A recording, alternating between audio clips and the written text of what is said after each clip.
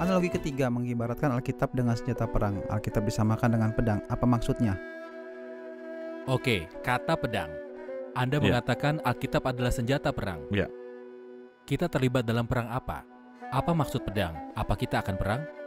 Ya, saya akan menyebutkan 2 ayat dan kita akan mendapatkan 2 pola. Kedua ayat itu ada di surat Efesus 6.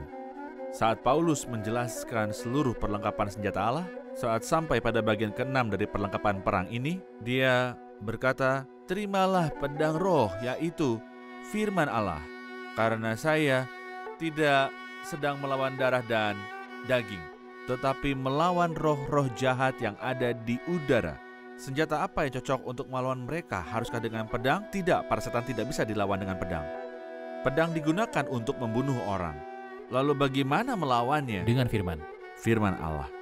Contohnya dalam surat Ibrani 4 ayat 12, ayat ini telah kita sebutkan sebelumnya, yang muncul berkali-kali dalam kitab Wahyu, dari mulutnya keluar sebilah pedang tajam bermata 2.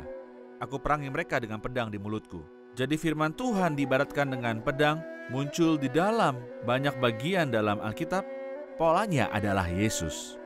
Saat Yesus berperang, jika mau dikatakan seperti itu, atau ketika dia dicobai oleh iblis. Lalu bagaimana Yesus mengalahkan iblis? Ada tertulis hingga muncul 3 kali. Tak hanya ketika melawan iblis, tapi juga saat melawan orang-orang fasik yang mencobainya. Ketika orang Saduki datang padanya dan menceritakan kisah panjang yang tak berguna, Yesus pun berkata, "Kamu sesat, sebab kamu tidak mengerti kitab suci maupun kuasa Allah. Tentang kebangkitan orang mati, tidakkah kamu baca yang difirmankan oleh Allah?" Dia memberi mereka sebuah ayat dari Alkitab. Jadi dalam perang rohani kita bukan melawan darah dan daging atau melawan manusia. Kita tidak berseteru dengan manusia, tapi dalam peperangan rohani kita membutuhkan Alkitab, karena Alkitab adalah pedang. Oke, masih dalam daftar senjata perang, kita telah membahas pedang. Masih ada api dan palu. Kedua metafora ini disebutkan bersama dalam satu ayat di kitab Yeremia 23. Benar. Apa maksudnya?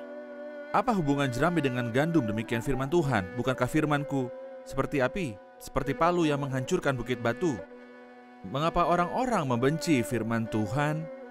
Karena sebenarnya Alkitab adalah pedang, adalah api dan palu, palu yang menghancurkan bukit batu.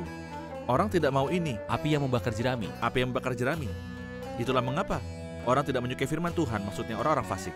Orang-orang saleh yang mengasihi Allah berkata, "Betapa kucintai Tauratmu, aku merenungkannya sepanjang hari. Jika Anda Merenungkannya. meninggalkan saya tak ingin apapun selain duduk di hadapan firman Tuhan sehingga bersuka cita dan dikuatkan. Tapi tentu saja, saya punya tugas dan saya punya urusan yang lainnya." Betapa agungnya firman Tuhan. Tetapi bagi orang fasik tidak menyukainya. Siapa yang suka pedang? Ya, Siapa yang suka api? Siapa yang suka palu yang menghancurkan bukit batu? Itulah firman Tuhan. kita telah membahas metafora terkait makanan, alat untuk memeriksa, dan senjata untuk berperang. Berikutnya barang berharga. Ya. Bagaimana daftar ini menjelaskan tentang firman Tuhan? Misalnya, aku gembira atas janjimu seperti orang mendapat banyak jarahan jarahan. yang luar biasa. Taurat yang kau sampaikan adalah baik lebih daripada ribuan keping emas dan perak. Jikalau engkau mencarinya seperti mencari perak dan mengejarnya seperti harta terpendam. Dalam Mazmur 12, janji Tuhan adalah janji yang murni, bagai perak yang teruji 7 kali dimurnikan dalam dapur peleburan. Ya, Jadi Alkitab adalah barang yang barang berharga. perak. Firman Tuhan itu adalah perak. Sebenarnya kita menemukan banyak metafora dalam Alkitab yang menyamakan firman Tuhan dengan perak. Kita sangat senang dengan firman ini. Mari kita lihat daftar terakhir, yaitu metafora terkait pemandu dan penunjuk. Waze, Ya, seperti yang Anda sebut sebelumnya. GPS. Tanpa ini, orang bisa tersesat Ya. di jalan. Ya. Bagaimana Alkitab menyatakan dirinya sendiri sebagai alat yang mengarahkan dan juga memandu, sebagai seorang pemimpin dan juga sebagai pemandu. Ya, jelas sekali bahwa semua manusia tersesat karena berada di dalam kegelapan.